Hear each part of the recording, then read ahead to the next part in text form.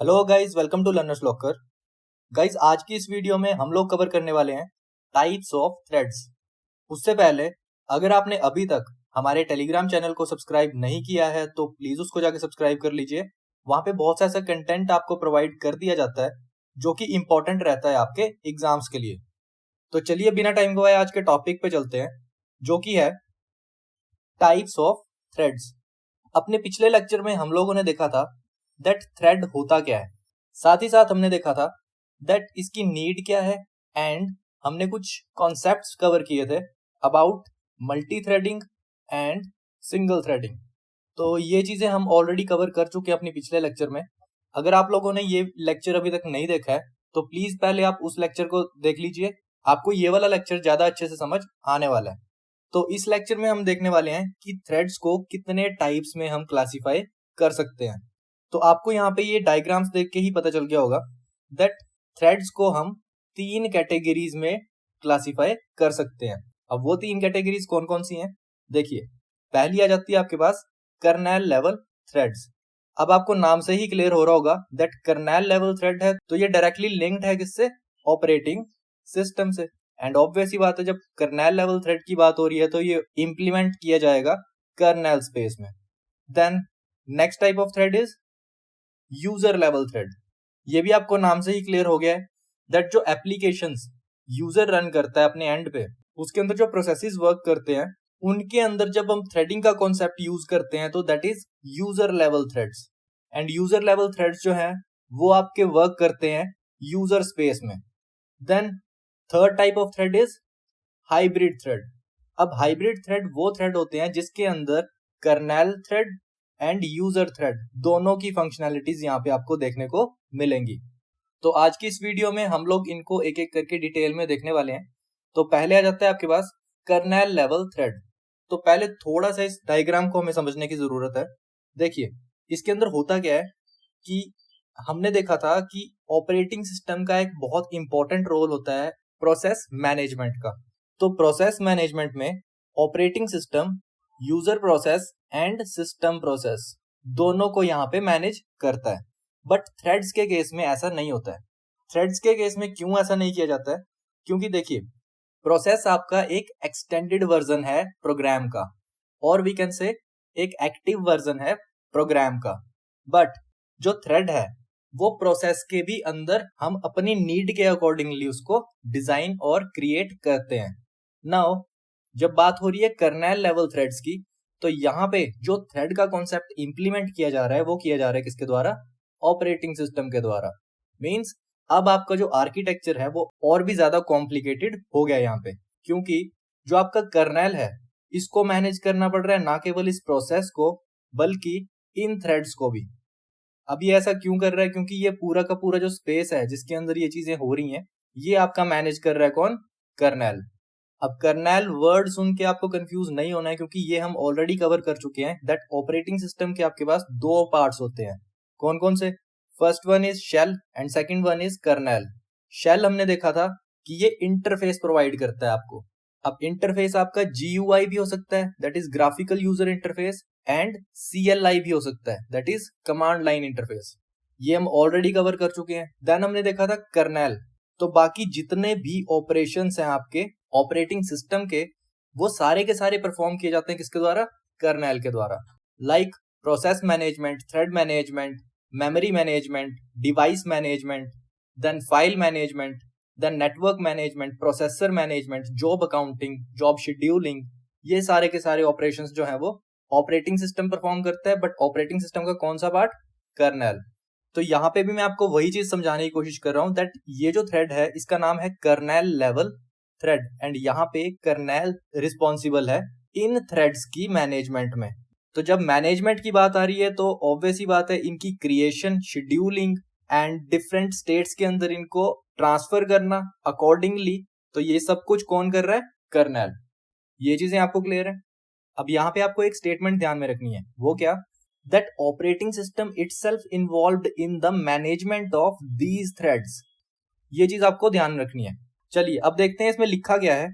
देखिए, threads of process defined by operating system itself are called kernel threads। Normally other threads को operating system manage नहीं करता है, but क्योंकि यहाँ पे कर्नेल लेवल थ्रेड्स की बात हो रही है एंड ये फंक्शन करते हैं आपके कर्नेल स्पेस के अंदर, तो इनको मैनेज किया जाता है कर्नेल के द्वारा। एंड ऑब्वियस ही बात है, जब आपका कोई थ्रेड एक ऐसे प्रोसेस के अंदर काम कर रहा है जो कि ऑपरेटिंग सिस्टम की नीड्स के अकॉर्डिंग क्रिएट किया गया है, जैसे हमने देखा था user processes and system processes में क्या डिफरेंस है, दैट यूजर प्रोसेसेस वो प्रोसेसेस होते हैं जो कि एक एप्लीकेशन जो कि यूजर अपने नीड के अकॉर्डिंगली इंस्टॉल करता है, उसके दौरान उसकी एग्जीक्यूशन के दौरान क्रिएट किए जाते हैं, that is user processes. And उन यूजर प्रोसेसेस के अंदर अगर कोई थ्रेड्स क्रिएट हो रहे हैं तो that is user level threads. But यहाँ पे क्या है कि वो प्रोसेसेस जो कि ऑपरेटिंग सिस्टम अपनी नीड के अकॉर्डिंगली क्रिएट करता है, जो कि बैक एंड पे चलते हैं, जिनका कि यूजर के साथ कोई लिंक नहीं है, वो ऑपरेटिंग सिस्टम ने अपनी नीड के अकॉर्डिंगली उनको क्रिएट किया है। एंड उन प्रोसेसेस के अंदर अगर हम थ्रेड का कॉन्सेप्ट इंप्लीमेंट कर रहे हैं तो उन थ्रेड्स को बोला जाता है क्या, कर्नेल लेवल थ्रेड्स। ये चीज आपको क्लियर है? Now next is in this type kernel perform thread creation, scheduling and management in kernel space. तो ये हमने यहाँ पे देख ही लिया है कि यहाँ पे जितनी भी मैनेजमेंट हो रही है वो हो रही है कर्नेल स्पेस में, एंड ये कर्नेल ही रिस्पॉन्सिबल है इन थ्रेड्स की मैनेजमेंट के लिए। ये चीज भी आपको क्लियर है? The next is kernel threads are used for internal working of operating system. तो ये चीज भी हमने देखी है कि जो प्रोसेसेस ऑपरेटिंग सिस्टम क्रिएट करता है अपनी इंटरनल वर्किंग के लिए या अपनी नीड्स को फुलफिल करने के लिए, लाइक बहुत सारी सर्विसेज बैकएंड पे चलती हैं, तो उन प्रोसेसेस के अंदर जो भी थ्रेड्स आपके क्रिएट होते हैं उनको बोला जाता है क्या, कर्नेल थ्रेड्स। तो यही चीज यहाँ पे लिखी हुई थी। देन अब देखिए यहाँ पे होता क्या है कि जब भी कोई ऑपरेटिंग सिस्टम किसी भी प्रोसेस और थ्रेड को मैनेज करेगा तो वो मैनेज कैसे करता है, बाय सिस्टम कॉल्स। तो ऑब्वियस सी बात है कि यहाँ पे जब ये थ्रेड्स मैनेज होंगे तो वो होंगे कैसे, बाय सिस्टम कॉल्स। अब बार बार आप एक थ्रेड को एंड एक प्रोसेस को मैनेज करने के लिए सिस्टम कॉल्स का यूज करोगे तो वो काफी ज्यादा कॉम्प्लिकेटेड हो जाता है। अब ज्यादा कॉम्प्लिकेटेड होने की वजह से ये जो आर्किटेक्चर है ये भी ज्यादा कॉम्प्लेक्स हो गया, एंड यहाँ पे क्या है कि ये स्लो हो जाता है to create and manage as compare to user level threads. वो हम देखने वाले हैं आगे कि क्यों यूजर लेवल थ्रेड्स जो है वो फास्ट रहते हैं as compare to kernel level threads. But अभी के लिए आपको ये ध्यान रखना है कि ये स्लो होते हैं क्योंकि इसका स्ट्रक्चर जो है, इसका आर्किटेक्चर जो है वो काफी ज्यादा कॉम्प्लिकेटेड है। और वो कॉम्प्लिकेटेड क्यों है, क्योंकि यहाँ पे कर्नेल डायरेक्टली इन्वॉल्व है मैनेजमेंट ऑफ थ्रेड्स में, एंड वो मैनेज कैसे कर रहे हैं, बाय सिस्टम कॉल्स। ये चीज आपको क्लियर है? अब क्योंकि ये इतना ज्यादा कॉम्प्लिकेटेड है, इतना ज्यादा कॉम्प्लेक्स है, तो इसको क्रिएट करना भी बहुत ज्यादा डिफिकल्ट होता है as compare to user level threads. ये चीज भी आपको क्लियर है? अब ये स्लो भी है एंड डिफिकल्ट भी है क्रिएट करने में, तो इसके अंदर कॉन्टेक्स्ट स्विचिंग टाइम जो है वो भी लंबा रहने वाला है, वो भी लॉन्गर रहने वाला है as compare to user level threads. तो सभी का रीजन आपको एक ही ध्यान रखना है कि यहाँ पे कर्नेल डायरेक्टली इन्वॉल्व्ड है इन थ्रेड्स की मैनेजमेंट के लिए, एंड थ्रेड की मैनेजमेंट हो रही है यहाँ पे बाय सिस्टम कॉल्स। तो बेसिक सा कॉन्सेप्ट आपको यही ध्यान रखना है, इससे ज्यादा डीप में नहीं जाना है हमें। तो यहाँ पे हमने देखा है दैट जो थ्रेड्स ऑपरेटिंग सिस्टम अपनी नीड के अकॉर्डिंगली क्रिएट करता है एक प्रोसेस के अंदर, उसको बोला जाता है क्या, कर्नेल थ्रेड्स और कर्नेल लेवल थ्रेड्स। दूसरा हमने देखा कि इसकी क्रिएशन, शेड्यूलिंग, मैनेजमेंट सारी की सारी कर्नेल स्पेस में होती है, एंड करता कौन है, कर्नेल करता है। करता कैसे है, बाय सिस्टम कॉल्स। देन हमने देखा दैट कर्नेल थ्रेड्स जो है वो यूज किए जाते हैं internal working of operating system के लिए। ऑल्सो हमने ये चीज भी देखी कि ये स्लो रहते हैं क्रिएट करने के लिए एंड मैनेज करने के लिए। इनको क्रिएट करना काफी ज्यादा डिफिकल्ट होता है, एंड कॉन्टेक्स्ट स्विचिंग टाइम जो है इनके अंदर काफी ज्यादा होता है। एक इंपॉर्टेंट चीज यहाँ पे आपको और बतानी है, वो क्या है दैट इसका एक बेनिफिट आपको यहाँ पे ये देखने को मिलेगा, क्योंकि कर्नेल डायरेक्टली इन्वॉल्व्ड है यहाँ पे इन थ्रेड्स की मैनेजमेंट के लिए, एंड ये कर रहा है बाय सिस्टम कॉल्स। तो अगर यहाँ पे ये वाला थ्रेड खुद को ले जाता है ब्लॉक्ड स्टेट में, देन ये थ्रेड जो भी टास्क यहाँ पे परफॉर्म कर रहा था उसके लिए कर्नेल जो है वो डायरेक्टली एक अदर थ्रेड यहाँ पे हायर कर लेगा इस प्रोसेस के अंदर। ये चीज आपको क्लियर है? तो ये चीज बताने का मेन मकसद ये था दैट एक थ्रेड के ब्लॉक होने की वजह से पूरा का पूरा प्रोसेस जो है यहाँ पे ब्लॉक नहीं हो रहा है। तो ये था आपका एक मेजर एडवांटेज इस कर्नेल लेवल थ्रेड का, जो कि आपको ध्यान में रखना है। तो होप आपको कर्नेल लेवल थ्रेड समझ आ गया होगा। देन हम देखने वाले हैं यूजर लेवल थ्रेड। तो अभी तक आपको पता चल गया होगा दैट यूजर लेवल थ्रेड जो है वो यूजर की नीड के अकॉर्डिंगली क्रिएट किए जाते हैं। हमने देखा था यूजर प्रोसेसेस। यूजर प्रोसेसेस में क्या होता है कि वो प्रोसेसेस जो कि यूजर की नीड के अकॉर्डिंगली क्रिएट किए जाते हैं एक एप्लीकेशन के अंदर, उनको बोला जाता है यूजर प्रोसेसेस। इन प्रोसेसेस के अंदर जब हम थ्रेडिंग का कॉन्सेप्ट यूज करते हैं तो that is user level threads. ये चीज क्लियर है आपको? अब यहाँ पे एक चीज और ध्यान रखनी है आपको, दैट ये जो थ्रेड्स हैं ये आपके इम्प्लीमेंट किए जाते हैं यूजर स्पेस के अंदर। अब क्योंकि ये इम्प्लीमेंट ही यूजर स्पेस के अंदर हो रहे हैं, यहाँ पे ऑपरेटिंग सिस्टम और कर्नेल का कोई भी रोल नहीं है। मीन्स टू से कि ये जो प्रोसेस है जिसके अंदर की ये तीन आपको यूजर लेवल थ्रेड्स दिख रहे हैं, तो ऑपरेटिंग सिस्टम का रोल यहाँ तक ही है कि उसको ये पता है कि यहाँ पे ये प्रोसेस जो है वो रनिंग स्टेट में है या क्रिएट हो चुका है, बट उसको ये नहीं पता है कि इसके अंदर तीन थ्रेड्स भी चल रहे हैं। ये चीज आपको क्लियर है? अब क्योंकि इस ऑपरेटिंग सिस्टम को ये नहीं पता है कि यहाँ पे तीन थ्रेड्स चल रहे हैं इस प्रोसेस के अंदर, मींस ऑपरेटिंग सिस्टम इसको मैनेज ही नहीं कर रहा है। तो इसको मैनेज कैसे किया जा रहा है? तो इसको मैनेज किया जाता है बाय दीज थ्रेड लाइब्रेरीज। अब थ्रेड लाइब्रेरीज क्या होता है? देखिए, कुछ ऐसी एक लाइब्रेरी यहाँ पे बना के रखी है जिसके अंदर प्री डिफाइंड फंक्शंस हैं। अब नॉर्मली क्या होता है, अगर आपको कोई सर्विसेज को कॉल करना है तो आपको करना पड़ता है बाय सिस्टम कॉल्स, जो कि हमने देखा था। बट यहाँ पे क्या है कि अगर कोई आपको सर्विस कॉल करनी है तो आप क्या कर रहे हैं, इस लाइब्रेरी को एक्सेस कर रहे हैं, इसके अंदर के फंक्शन को कॉल कर रहे हैं, एंड उस फंक्शन को कॉल करके आप इस थ्रेड को मैनेज कर रहे हैं। इसको क्रिएट कर सकते हैं, आप इसको रेडी स्टेट में लेके जा सकते हैं, रनिंग स्टेट में लेके जा सकते हैं, ब्लॉक कर सकते हैं, टर्मिनेट कर सकते हैं। तो जो भी मैनेजमेंट है इस थ्रेड की, वो सारी की सारी आप हैंडल कर सकते हैं through this thread library by calling functions, not system calls. ये चीज आपकी क्लियर है?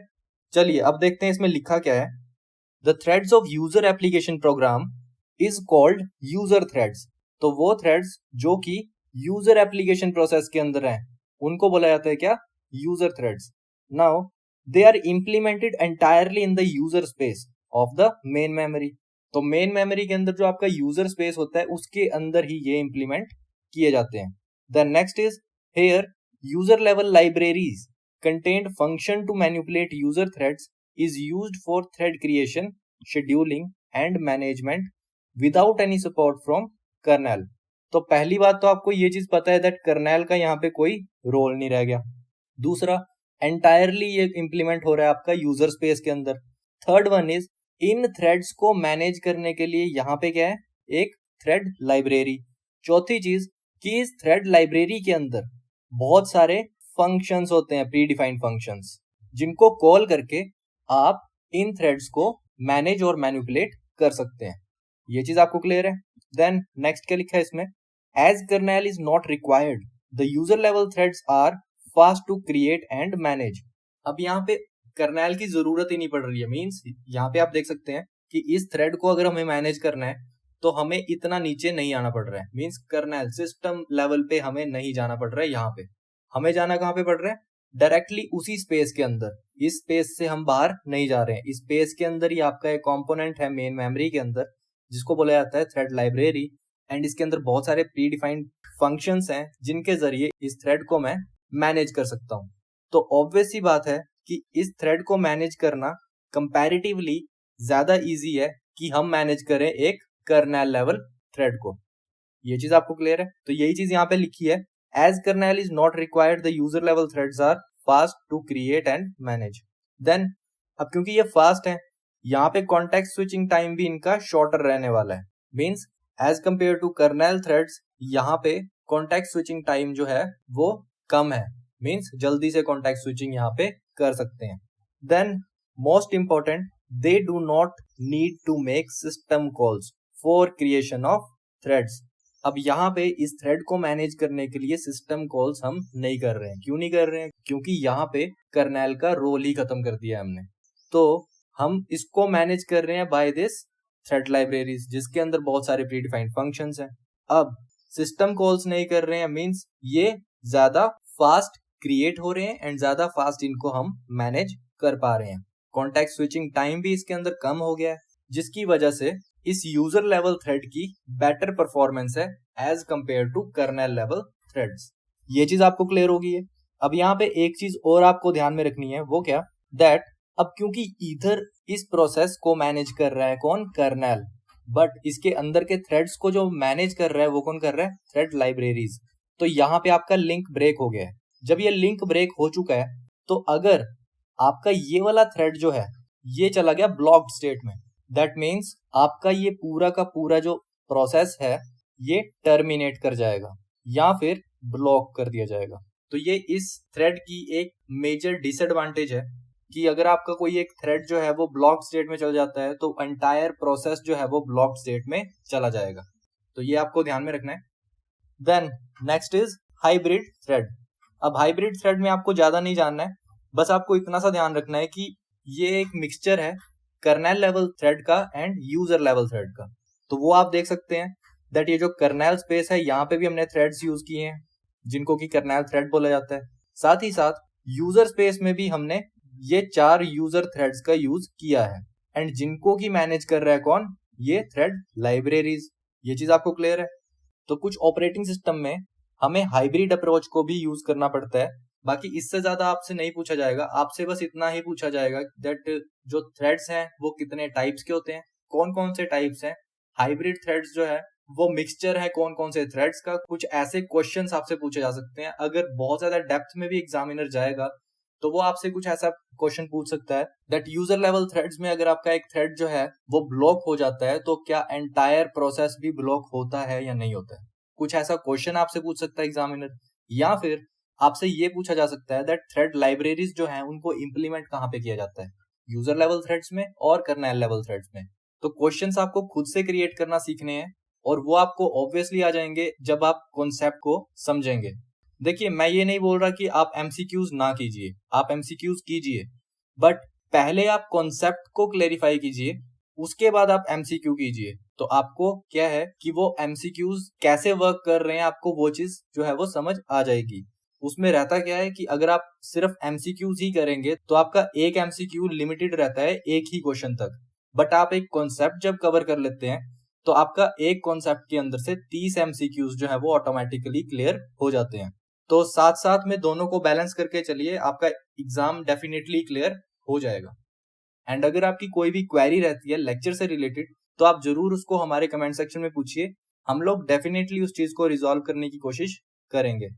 एंड गाइज अगर आपको वीडियोस पसंद आ रहे हैं तो प्लीज वीडियोस को लाइक कीजिए, चैनल को सब्सक्राइब कीजिए एंड शेयर कीजिए अपने फ्रेंड्स के साथ ताकि उन तक भी ये इन्फॉर्मेशन पहुंच सके। चलिए मिलते हैं अपने नेक्स्ट वीडियो में, तब तक के लिए थैंक यू।